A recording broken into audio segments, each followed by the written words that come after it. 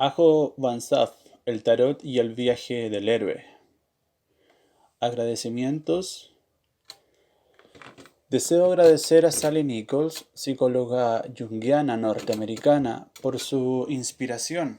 Muchos años atrás, su profundo libro Jung y el tarot, publicado por Samuel Weiser en 1980, atrajo mi atención hacia el trasfondo mitológico de las cartas. Al familiarizarme con su trabajo, pude comprender claramente la intensidad que adquiere el viaje del héroe en los arcanos del tarot. Me siento muy agradecido a ella por esta razón, y desde entonces no he abandonado el camino que su libro abrió ante mí. Reconocer los símbolos arquetípicos de los 22 arcanos mayores en el camino que el ser humano recorre en la vida e intentar a comprenderlos en su profundidad ha resultado ser una de mis experiencias más enriquecedoras. En igual medida hago extensivo mi agradecimiento a Helmut Ramler, fundador y director del Instituto C.G. Jung de Múnich, quien me ha guiado durante muchos años ayudándome a entender el significado de innumerables símbolos auténticos, indicadores en mi camino y en la vida cotidiana. Sin duda, él habría escrito el prólogo de este libro, pero lamentablemente murió antes de poder hacerlo. Doy las gracias también a Stuart Kaplan de US Game System, ENS, por autorizarme a reproducir en el libro cartas del tarot universal White y del tarot de Marsella. He contado con su inestimable ayuda a través de los años, igual que lo hará quien desea acercarse al mundo de las imágenes del tarot. Y en último lugar, aunque no por ello menos importante, agradezco a la misteriosa dama vestida de negro, que me dio una cita a medianoche, hace más de 20 años. Fue mi primer contacto con las cartas del tarot. Era judía, polaca, y no llevaba en Múnich mucho tiempo. Desconozco su nombre y no sé dónde se encuentra en la actualidad. Mirándolo retrospectivamente, nuestro encuentro fue un cruce de caminos que ha cambiado mi vida por completo. ¿Qué es el tarot? El tarot es un oráculo que comenzó a usarse en el siglo XVI y que sigue vigente aún en nuestros días. Consta de 78 cartas divididas en dos grandes grupos, uno de 22 cartas, los arcanos mayores, y otro de 56, correspondiente a los arcanos menores. Mientras los arcanos mayores están compuestos de 22 cartas ilustradas individualmente con distintos temas y ordenadas siguiendo una secuencia numérica, los arcanos menores, precursores de los naipes modernos, están divididos en 4 palos: bastos, espadas, copas y oros, de los que posteriormente se crearon los de tréboles, picas, corazones y diamantes. Igual que en los naipes, las series comienzan con un as, seguido de un 2, un 3 y así hasta llegar a 10, que es la carta más alta. Siguen a continuación las figuras rey, reina, caballero y paje, lo que significa que hay una carta extra en comparación con los naipes modernos. Se desconoce si existió originalmente entre estos grupos alguna relación o si coincidieron en el tiempo por puro azar.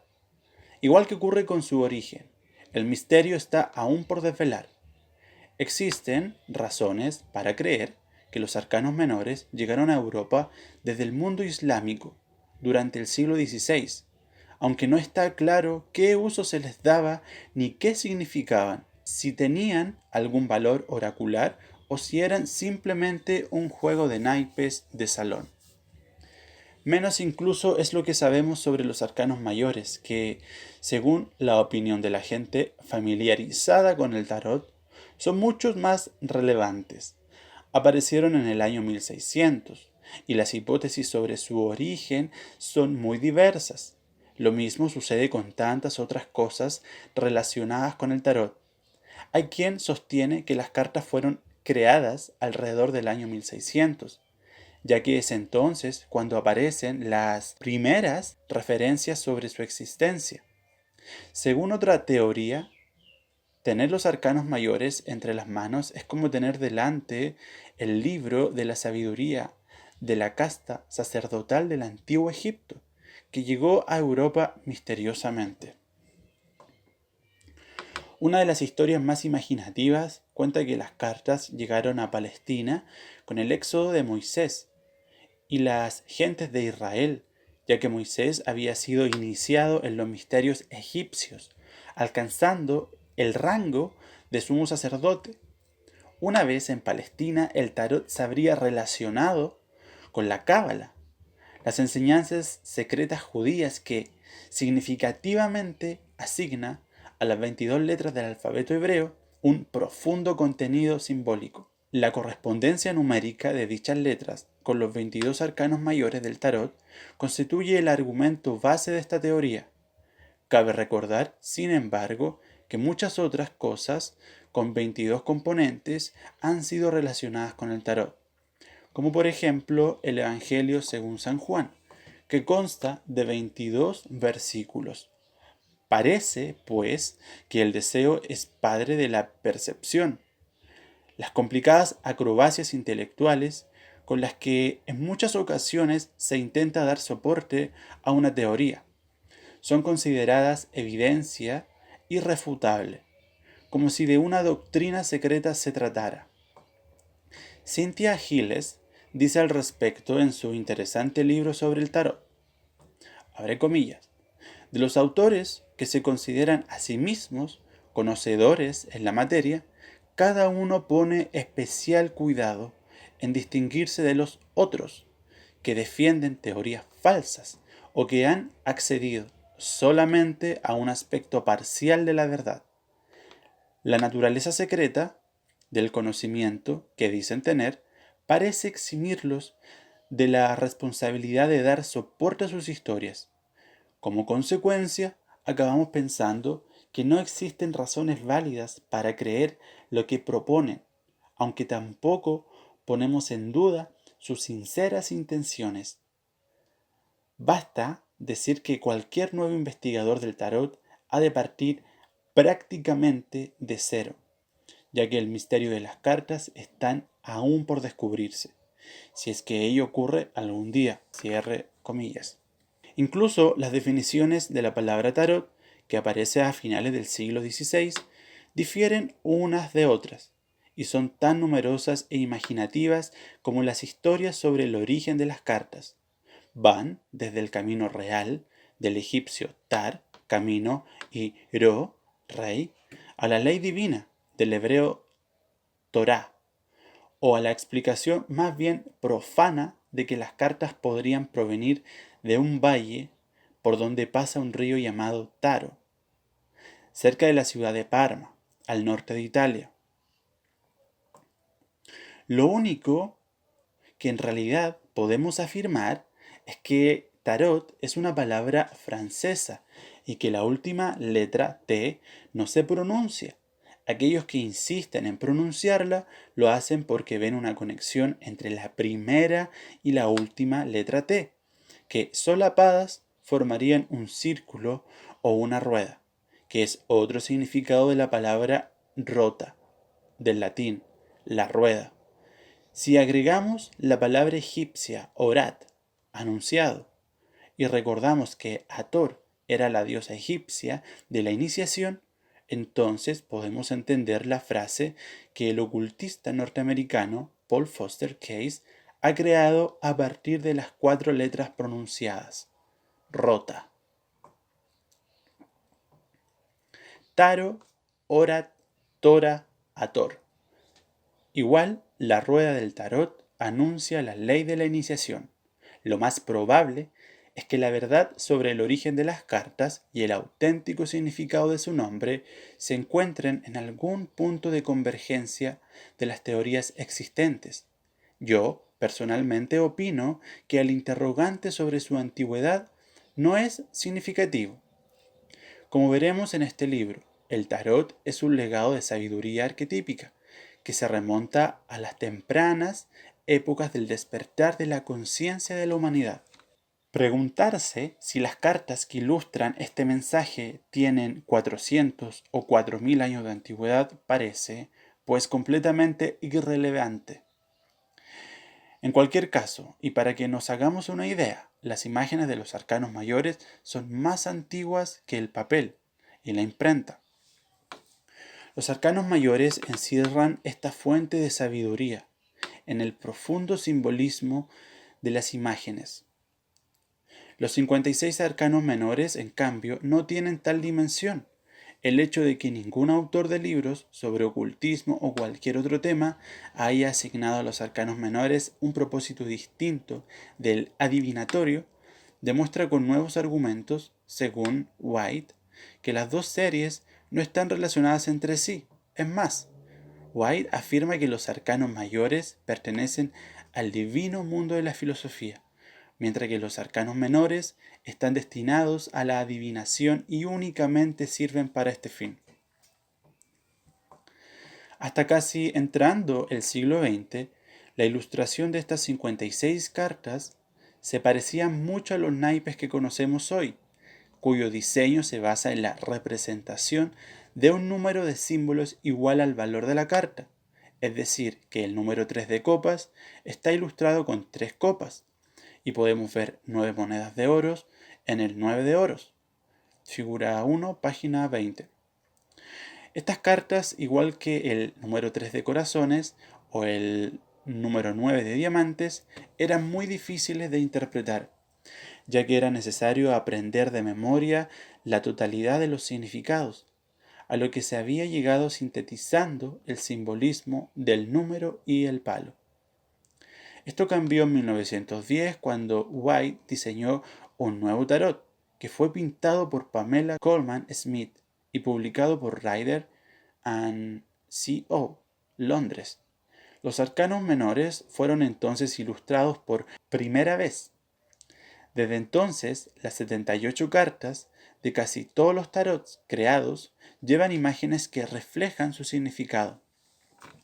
El tarot White, frecuentemente llamado Rider White, es aún probablemente el más popular.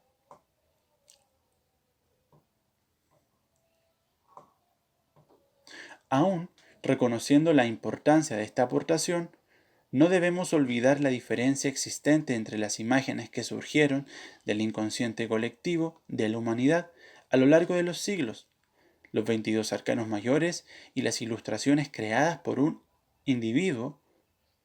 Los arcanos menores, por muy inspiradas que éstas sean, no cabe duda de que una imagen es de gran utilidad para explicar una idea, pero no puede nunca, nunca compararse con la profundidad simbólica de una figura arquetípica.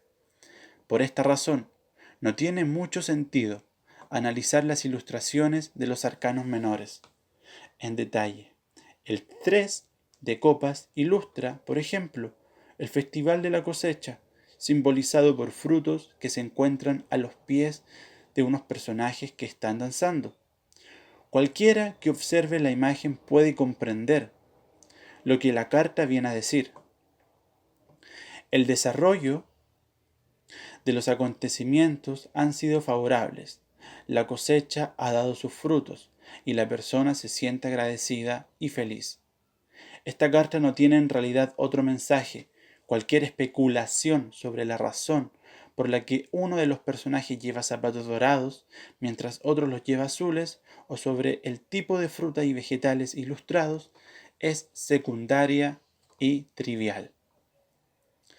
Los 22 arcanos mayores simbolizan el camino que cada persona ha de recorrer en el transcurso de su vida. Y los símbolos, contrariamente a lo que ocurre con los signos, íconos, códigos y cifras, no son artificiales ni inventados. Un símbolo no intenta esconder lo aparente, por el contrario, ilustra algo que es tan grande y profundo, que resulta difícil expresarlo en palabras y hacerlo comprensible a nuestra mente. El círculo es el símbolo de todo original e indivisible.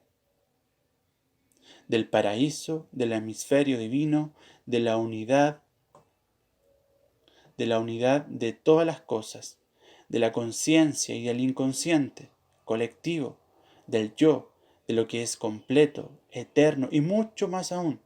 Ninguno de estos significados ha sido inventado. La sabiduría contenida en la simbología del círculo fue percibida igualmente por todas las culturas de la humanidad. Es más probable que encontremos las claves para entender el profundo significado de los símbolos en el conocimiento del alma humana, que es que en sociedades secretas, órdenes y logias que se llaman a sí mismas esotéricas. En el siglo XX el psicólogo suizo Jung abrió una nueva vía a la comprensión del simbolismo arquetípico y a lo que aún hoy se denomina acertadamente la sabiduría secreta. No estamos hablando, sin embargo, de la difusión de supuestos misterios, ni de la búsqueda de significados escondidos, tampoco una forma de impedir el acceso al conocimiento, hundiéndolo en la oscuridad. Las imágenes arquetípicas construyen por sí mismas una fuente de sabiduría y su naturaleza es secreta, porque tiene su origen en las relaciones esenciales e invisibles, que están más allá del mundo de las apariencias. En realidad, detrás de la realidad, este conocimiento esotérico, que están más allá del mundo de las apariencias, en la realidad detrás de la realidad. Este conocimiento esotérico está presente en todas las culturas y es más antiguo que cualquier religión, habiéndose convertido, en algunos casos, en el núcleo de su filosofía, generalmente basada en dos temas centrales, el camino de la vida y el significado de la muerte. Resumiéndolo lo más brevemente posible, podemos decir que la idea fundamental de dicha sabiduría secreta es que vivimos en una realidad polarizada, en un mundo en el que solo podemos percibir y comprender algo, en la medida en que tomamos su polo opuesto como punto de referencia. No podríamos identificar algo como masculino si no existiera su contrario, lo femenino.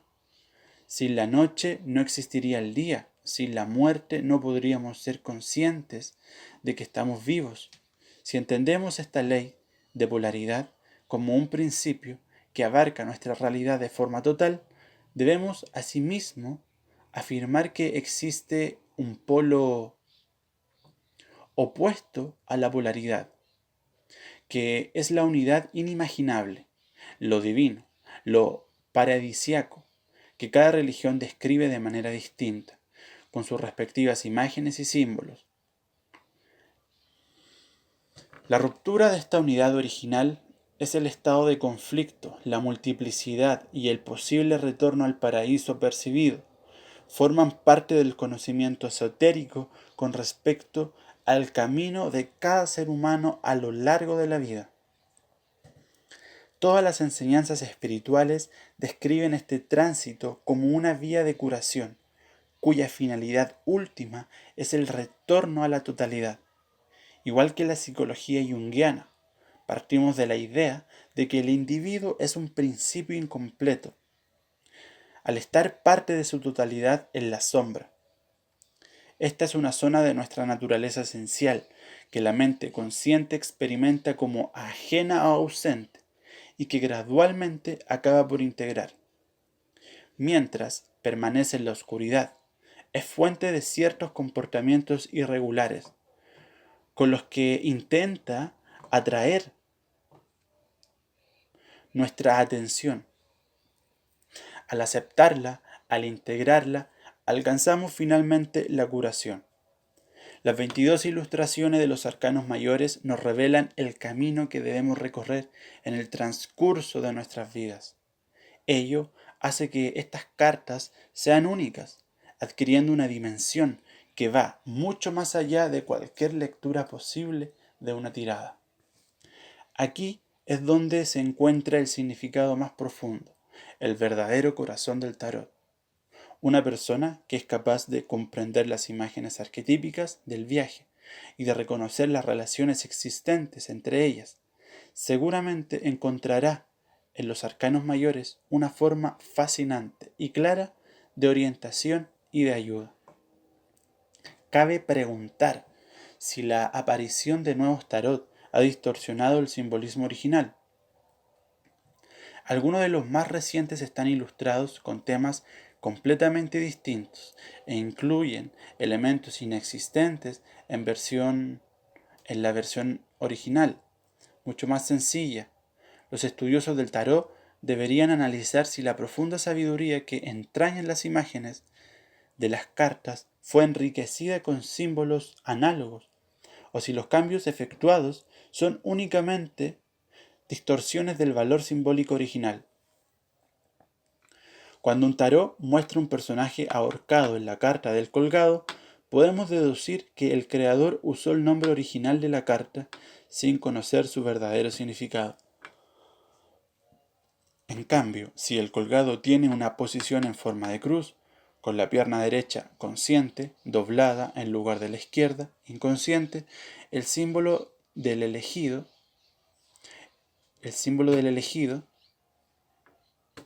estamos ante un enriquecimiento del simbolismo original. No solo no lo distorsiona, va aún más lejos que la versión antigua, al dejar claro que el sacrificio podría incluso ser voluntario y asumido conscientemente por el elegido. La aparición de brotes en los maderos de la cruz nos habla de una nueva energía vital como consecuencia del sacrificio. En el tarot publicado por Aleister Crowley en 1944, la ilustración de la carta del colgado nos muestra a una persona crucificada en la frontera entre la vida y la muerte, sin esperanza, mientras que la serpiente de la vida aún le mantiene firme, como si del hilo de seda de Ariadne se tratara. Su atención está orientada hacia la serpiente de la muerte, en la parte inferior. No se trata en este caso de una falsificación de la simbología original, sino a una ampliación, un enriquecimiento técnica que ha demostrado su utilidad en otras áreas de estudio, como por ejemplo la simbología de los sueños en la psicología junguiana. Existe una variación en el tarot de White que, aunque pasa desapercibido a muchas personas, estoy convencido de que distorsiona el significado global del tarot. White cambió los números de las cartas, de la fuerza y de la justicia. La justicia estaba originalmente en la octava posición y la fuerza en la 11ª. White, en su tarot corregido, como él lo llamaba, intercambió los números de estas dos cartas, asignando a la fuerza el número 8 y la justicia el número 9. Cuando realizó White este cambio, no dio ninguna razón de peso que lo justificara, y ello ha dado pie a numerosas especulaciones sobre las posibles causas. La cábala, las enseñanzas secretas judías, tiene como elemento central el árbol de la vida, símbolo de la creación, que consta de 10 centros energéticos, llamados Séfira en singular y Sefirot en plural, conectados entre sí por 22 senderos, mientras que en un nivel los 10 Sefirot corresponden a los 10 números cardinales. Los 22 senderos tienen su paralelismo en las 22 letras del alfabeto hebreo, y como algunas personas suponen, en los 22 arcanos mayores. Podría ser esta la razón por la que White consideró necesario cambiar la numeración de las cartas.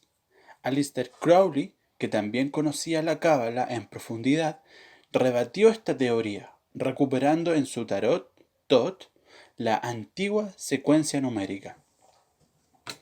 Según otra especulación, ciertos sabios de la antigüedad alteraron conscientemente la estructura de las cartas, con el fin de dificultar a los no iniciados el acceso al conocimiento. Aunque esta teoría nunca ha podido ser descartada seriamente, todo parece indicar que no es correcta. La supuesta existencia de un lenguaje codificado secreto que mantenga oculto el conocimiento choca frontalmente con la naturaleza iluminadora de los símbolos que mencionamos previamente. Por otra parte, el cambio de posición sería tan poco significativo que nos impediría que nadie realmente dispuesto a esforzarse en la tarea acabara por descubrir el código. Como veremos a lo largo de este libro, la estructura original de las cartas, con su contenido mitológico, resulta mucho más convincente. Podemos también llegar a la misma conclusión, comparando el simbolismo de los números 8 y 11 con los respectivos temas de cada carta. ¿Cómo usar este libro? Hacer una tirada de cartas para dar respuesta a una pregunta determinada es solo una de las formas de usar el tarot. Este libro nos propondrá otra forma de hacerlo que, aunque menos conocida, nos permitirá abordar las cartas a un nivel más profundo. Para ello, debemos considerar los 22 arcanos mayores como señales arquetípicas, como mojones que señalan el camino que conduce a un tesoro escondido y difícil de encontrar, que es el reencuentro con la totalidad, la individuación. Las posibles conexiones entre las cartas nos permiten relacionar significados y nos van descubriendo la filosofía de vida que nos fue legada con el tarot. Cuando hayamos conseguido comprender y hacer nuestro el mensaje de las cartas, éstas se convertirán en una valiosa forma de orientación y ayuda. Estaremos entonces en condiciones de reconocer las tareas, crisis y vivencias felices que la vida nos pone delante, ensanchando nuestro conocimiento y, consecuentemente, nuestro nivel de comprensión. Si cree reconocerse en algún momento de la lectura, no se sorprenda. Tenga en cuenta que los 22 arcanos mayores representan el espectro de experiencias posibles en cada caso individual a lo largo de la vida. Al decir, en cada caso individual, damos por entendido que no existen garantías de llegar a la última carta. Estamos hablando, por lo tanto, de un potencial. Cabe señalar también que la misma secuencia de cartas nos ofrece imágenes de nuestro desarrollo en una gran variedad de aspectos vitales. Y de acuerdo con la ley hermética que dice el macrocosmos es igual al microcosmos, cada etapa tiene la misma estructura que la totalidad del camino. Como resultado, podríamos encontrarnos simultáneamente en las siguientes etapas. Cartas del tarot. 1. En el colgado, en nuestro caminar por la vida, situación típica que no ocurre solamente a la mitad del trayecto. 2. En el mundo, en relación con nuestra ocupación o profesión, una vez que hemos encontrado nuestro sitio. 3.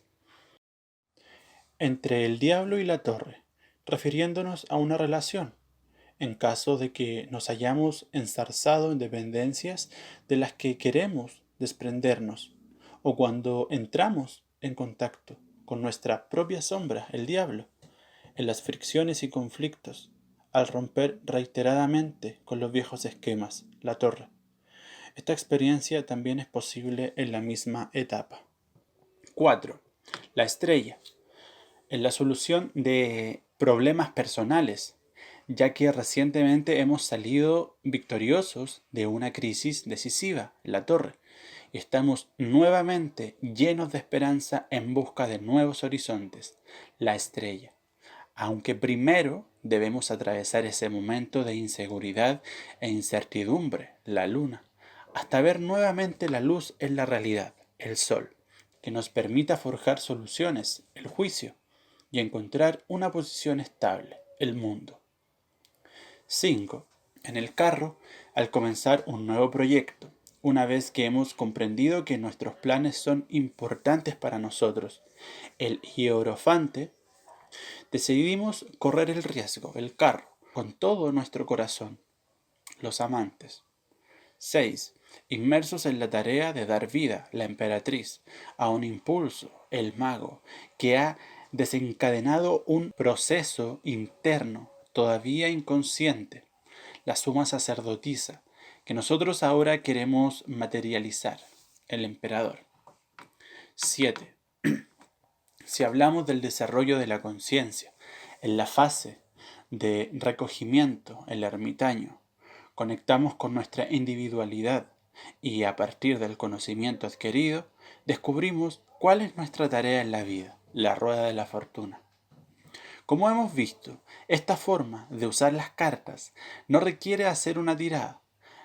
La carta correcta es la que refleja la situación que nos preocupa y al relacionarla con otras cartas, estamos profundizando en la comprensión y orientación de nuestra vida. Naturalmente también es posible hacer el camino a la inversa. Cuando perdemos nuestro norte, podemos sacar una carta de los arcanos mayores a fin de ver cómo describe el tarot nuestra situación actual. Al final de cada sección encontramos un esquema orientativo en el que se describen las tareas y riesgos a tener en cuenta en este proceso. El viaje del héroe. Una parábola del viaje del héroe a través de la vida. Cuando se da vida a un mito en una ceremonia ritual o cuando se escucha un cuento de hadas, sus poderes de sanación actúan sobre quienes hayan sentido genuino interés, dejándose conmover, y a través de esta participación él o ella entrarán en contacto con la representación arquetípica de la situación, logrando así restaurar el orden.